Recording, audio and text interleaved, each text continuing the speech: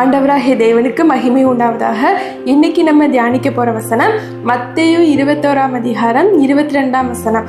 வசனம் என்ன சொல்லுதுன்னா, மேலும் நீங்கள் விசுவாசம் உள்ளவர்களாய் ஜெபத்திலே எவைகளை கேட்பீர்களோ அவைகளை எல்லாம் பெறுவீர்கள் என்றார். இந்த வசனத்தை நம்ம பார்க்கும்போது, நாம் விசுவாசம் உள்ளவர்களாய் ஜெபத்திலே எவைகளை கேட்போமோ அதையெல்லாம் நம் தேவனாகிய கர்த்தர் கொடுக்க வல்லவராய் இருக்கிறார்.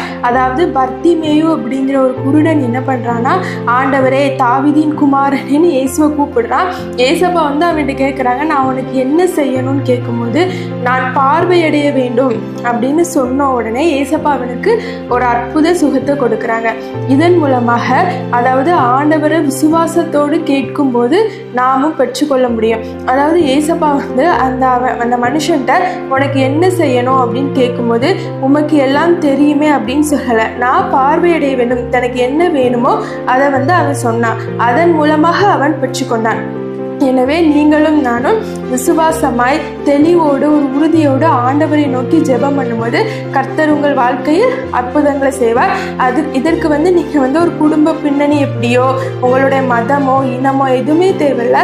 ஒரே ஒன்று வேணும், அது என்னது இல்லைன்னா விசுவாசம் மட்டும்தான். அந்த விசுவாசம் இருந்தால் போதும், உங்கள் வாழ்க்கையில் ஆண்டவர் பெரிய பெரிய காரியங்கள், அதிசயமான காரியங்களை செய்வார். எனவே நீங்களும் எப்படி இருங்க, விசுவாசத்தோடு ஜெபத்திலே தேவனிடத்தில் கேட்டு பெற்றுக்கொள்ளுங்கள். கர்த்தர் தாம் இந்த வார்த்தைகளை ஆசீர்வதிப்பாராக. God bless you all.